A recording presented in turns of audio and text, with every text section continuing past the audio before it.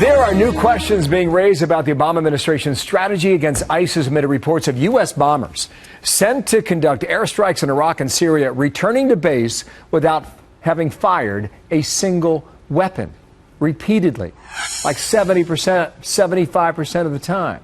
Lieutenant Colonel Ralph Peters, Fox News strategic analyst. And sir, good morning to you. Two issues at play here: ground intelligence or lack thereof, and the concern for civilian casualties. And on the latter, what is your sense of that? Because we have seen administrations in the past try and avoid this at all costs. And it's false humanitarianism. I mean, let's apply simple logic. In our refusal to accept hundreds of civilian deaths in Syria and Iraq in airstrikes, we condemn millions of people in the Middle East to live under the tyranny of Islamic State. Warfare will never be perfectly clean. Now, you had a problem with, over worrying civilian casualties in the Bush administration, but it's become a mania with the Obama administration. You heard Josh Ernst talking about 2 civilian casualties in November, and so suddenly we have to put the brakes on our airstrikes against a ruthless, fanatical, uncompromising enemy like the Islamic State militants.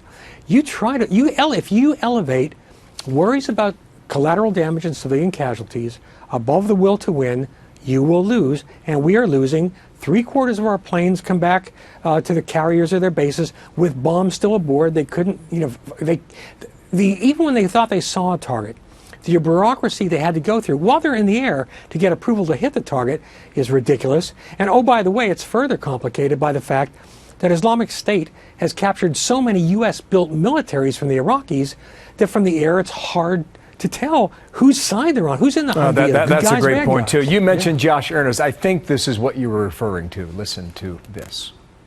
There are rules of engagement that our military leaders establish for those military airstrikes, and we're very cautious about making sure that there are no civilian casualties.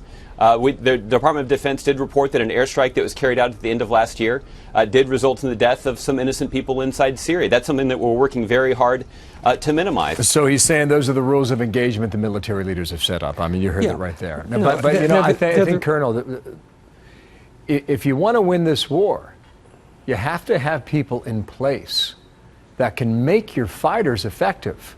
And we don't have that. So if we don't have that and we accept that, what does that say about the current battle? Well, it's in Russian, pokazuka. It's phony. It's Obama trying to look like he's doing something serious. But if you don't have, first of all, an air campaign alone is probably not going to destroy Islamic State, no matter how violently we wage it. But without eyes on the ground, skilled air controllers and other personnel to confirm targets, call in airstrikes on specific points, you're going to continue to have this 3/4 of the planes going back to base without expending their ordnance. So you're arguing, Ralph, that the U.S. is not at war with ISIS, but ISIS is clearly at war with us. That's the statement you're making. That sums it up very, very well, Bill, because we are not taking this threat seriously. Again, look, I don't want civilian deaths. But it's as if in World War II we'd refuse to bomb Hitler's headquarters in Berlin because we were afraid of hitting a bratwurst stand nearby. Look, in war you will always have losses, civilian losses. You can attempt to take reasonable steps to minimize them. Right now we know where the Islamic State headquarters complex is in Raqqa, the city in what used to be Syria. We will not strike it because we're worried about civilian deaths. How on earth can you win if you're not willing to attack the enemy's brains, their headquarters?